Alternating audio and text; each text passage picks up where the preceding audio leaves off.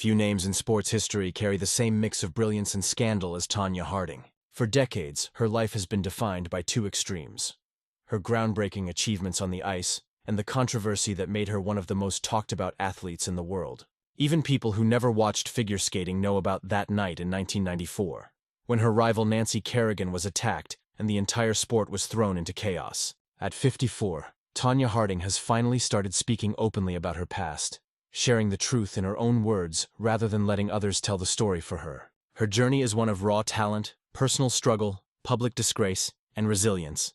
To understand Tonya Harding is to look at not just one shocking moment, but an entire life shaped by hardship, ambition, and the constant weight of media attention.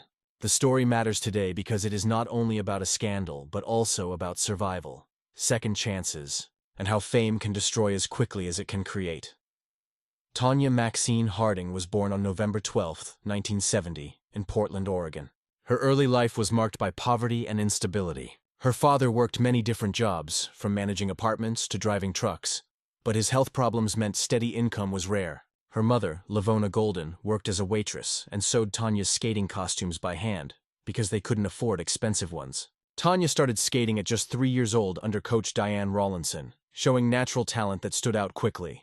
Yet behind the sparkle of the rink, her home life was anything but perfect. Tonya later described how her mother was often physically and emotionally abusive. Even in public, she claimed, her mother would slap or yell at her. While her mother denied the extent of the abuse, others close to Tonya admitted life at home was difficult.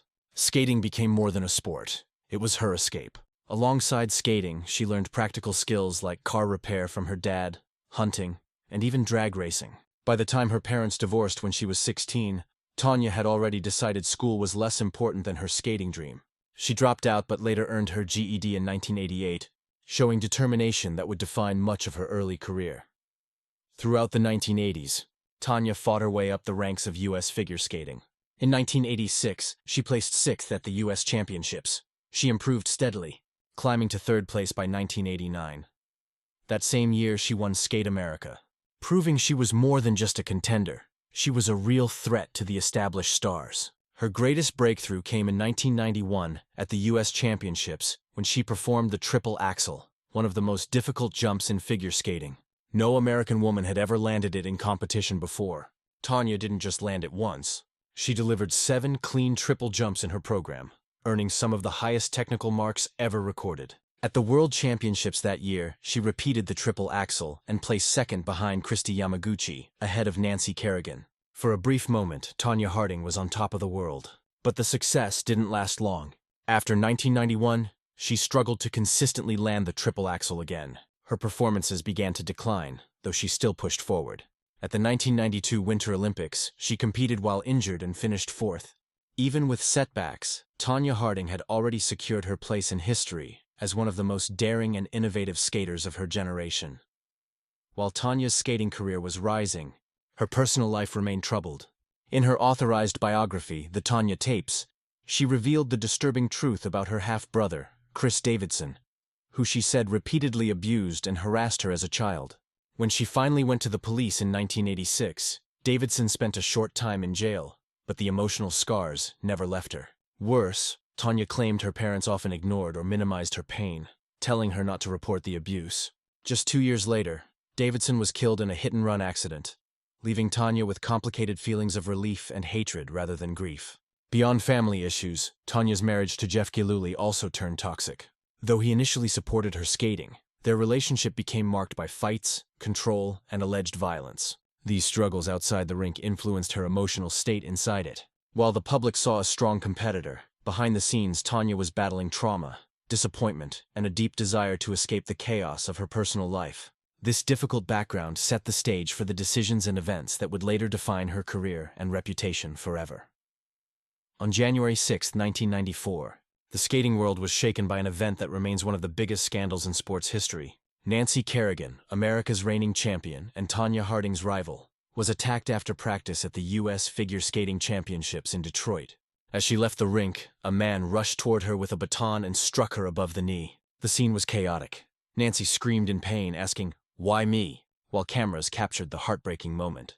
Within hours, the attack was global news. The attacker was later identified as Shane Stant, who had been hired by Harding's ex-husband, Jeff Gillooly, and her self-proclaimed bodyguard, Sean Eckhart. Their goal was simple: injure Kerrigan enough so she couldn't compete, giving Tonya a better chance at the Olympics. While the plan didn't break Kerrigan's leg, it caused severe bruising that forced her to withdraw from the championships. Just 2 days later, Tonya won the U.S. title, but suspicion immediately surrounded her. The elegance of figure skating had been replaced by crime, betrayal, and tabloid frenzy, and the world wanted to know what role, if any, Tonya had played in the shocking plot. In the weeks after the attack, the investigation quickly pointed toward those closest to Tonya. Sean Eckhart and Derek Smith, Stan's uncle, were arrested, and the FBI discovered Gillooly's involvement. At first, Tonya denied knowing anything. She gave interviews saying she had no part in planning the assault, but her words often sounded defensive. In one interview, she admitted she had definitely thought about the possibility that people around her were involved. As the investigation deepened, Tonya's story began to crumble. After hours of questioning by the FBI, she confessed that she had learned about the plot after it happened, but didn't report it. Though she insisted she never helped plan the attack, the public was unconvinced. The media storm grew massive, with Tonya and Nancy appearing on magazine covers, TV specials, and non-stop news reports. By the time the Winter Olympics arrived in Lillehammer, Norway, both women were selected to compete for the U.S., turning the event into one of the most watched television spectacles of the decade. The 1994 Winter Olympics should have been Tonya Harding's chance for redemption, but instead it marked her downfall. During one performance, her skate lace broke, forcing her to stop mid-routine and beg the judges for another chance. Though she was allowed to continue, the disruption hurt her performance, and she finished in 8th place. Nancy Kerrigan, meanwhile, recovered remarkably well and won the silver medal. After the Olympics, Tonya's legal troubles intensified. In March 1994, she pleaded guilty to conspiracy to hinder prosecution, admitting she had failed to come forward with what she knew. She was sentenced to probation, community service, and a $100,000 fine. More devastating than the legal punishment was the action taken by the U.S. Figure Skating Association. After reviewing the evidence, they stripped her of her 1994 championship title and banned her for life from competing in or coaching U.S. figure skating events. With that, Tonya Harding's skating career came to an end.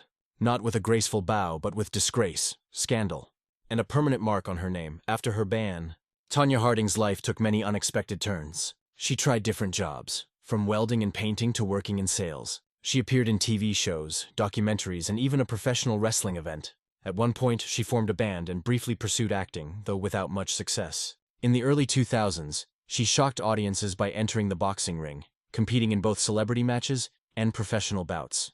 While she managed to win some fights, her asthma forced her to retire from the sport. Tonya's personal life also continued to be complicated, but in later years she found stability, remarried, and became a mother. Public opinion about her softened slightly, especially after the release of the 2017 film I, Tonya, which portrayed her as a victim of abuse and circumstance as well as a flawed individual. At 54, Tonya Harding's story remains unforgettable. Whether admired for her skill or criticized for her choices, she is a symbol of how quickly fame can turn into infamy. Her life shows the price of ambition, the cruelty of scandal, and the possibility of surviving even when the world seems determined to bring you down. When people talk about figure skating, they often focus on grace, elegance, and artistry. But Tonya Harding brought something different: raw athletic power. She was one of the first female skaters to push the boundaries of what women could do on the ice. Most skaters trained for technical consistency, sticking to safe jumps and focusing on style. Tonya, however, wanted to land jumps no one else dared to try. Her triple axel in 1991 was not only historic but also a statement. Women could match men in athletic difficulty. Coaches often said that Tonya trained harder than anyone else, spending hours at the rink until her muscles ached. She also had a background that gave her a different toughness compared to other skaters. While many of her rivals came from wealthy families who could afford the best coaches, ice time, and costumes, Tonya came from a working-class background. She fixed her own cars, made her own costumes, and trained even when money was short. This gave her a reputation as a fighter, but it also created resentment. Judges often criticized her for not looking refined enough, focusing more on her working-class image than her talent. Still, her technical skills were undeniable, and she earned respect for pushing the sport forward. After the Kerrigan attack, the media quickly turned the story into a simple drama of good versus evil. Nancy Kerrigan, elegant and soft-spoken, was painted as America's sweetheart, while Tonya Harding was shown as the rough, rebellious outsider. Headlines focused on Tonya's background, her troubled marriage, and her family drama rather than her skating achievements. Tabloid TV shows like Hard Copy and Inside Edition made millions by turning the story into a circus. Cameras followed Tonya everywhere, portraying her as guilty long before a court ever made a decision. This narrative stuck, even though the case was more complicated. Some reporters pointed out that Tonya was also a victim of abuse and bad influences, but those stories were often buried under sensational headlines. At the 1994 Olympics, the press treated the event less like a sports competition and more like a boxing match between rivals. Every camera was fixed on Tonya and Nancy, waiting for drama.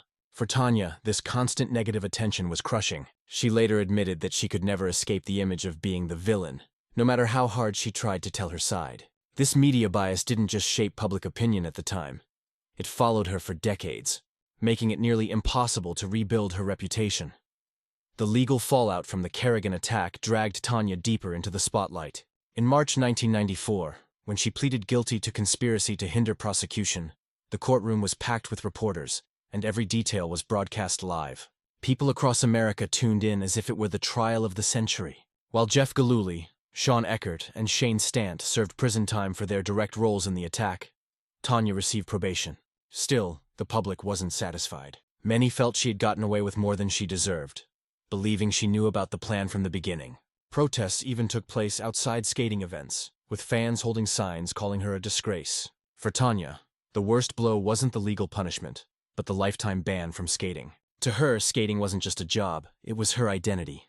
Losing it meant losing her dream, her career, and her community all at once. The U.S. Figure Skating Association made it clear that she would never be welcome again.